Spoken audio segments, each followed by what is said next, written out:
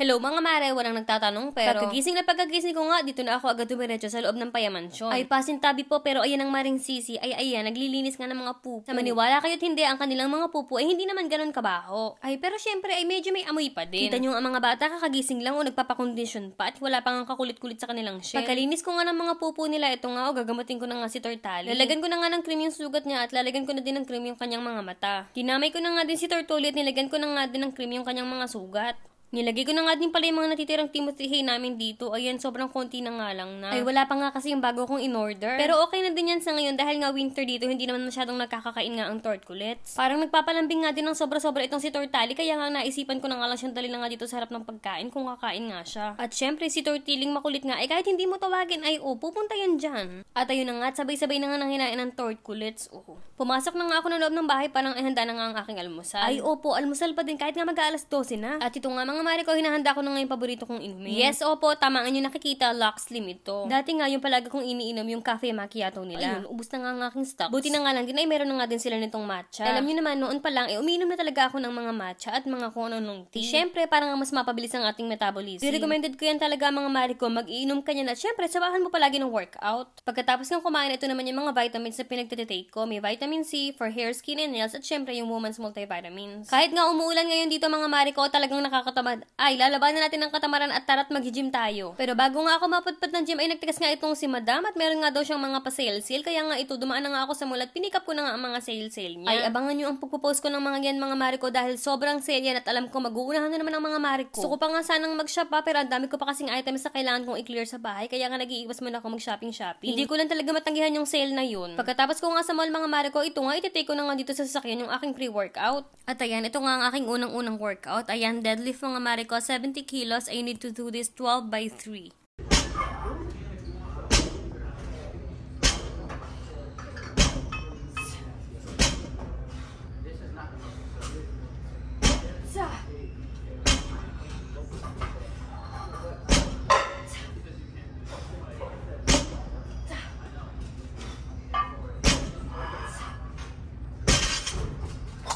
At ang sumunod mga mare ko, ito, 47 kilos naman ito, 20 by 3 naman ang kailangan kong gawin dito. Hindi ko na nga din na-videohan pa yung iba kong ginawa mga mare ko dahil nga naging busy na nga din dito sa gym. At syempre pagka ganun, ayoko naman mag-video tapos kaliwat ka ng tao yung mga nasa tabi-tabi ko. Syempre baka I will make them feel uncomfortable sa gym, ganun. At bogs, tapos na nga mag-gym ang maring sisi at ayan for the ulan pa din. At syempre, pagka-uwi dito na nga ako agad dumiretso sa tortculets. At kita nyo nga ang Timothy Hay na iniwanan ko dito, ayan, kamunti ka na nga masimot. Akin na nga din gagamutin si Tortali dito at sana nga hindi na nga ako kulitin ni Tortili.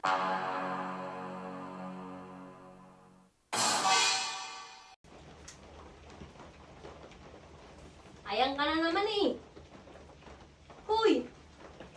Hoy! Hoy! Ay, Diyos mong bata, Ire. Ay, sige, ngalngalin mo yan. Ayan. Yan. Gusto mo yan, di ba? Sarap?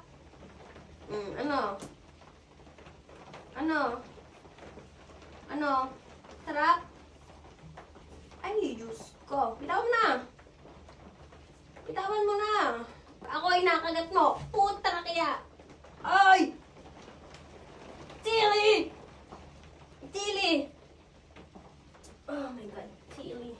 Talaga nga namang witty-tit at napakahirap talagang pagsabihan itong batang ito, Ano na ako dito? Ako na naman nga ang sumuko at lumipat na nga ako sa kabilang gilid at ewan ko ba dyan talaga kay Tortili. Kalakas nga ng tama na itong batang Ireo, kita nyo, Ayan, umikot-ikot lang dyan at ayun na naman, ako na naman ang tatargetin. Do this. Good job, Ali. Good job.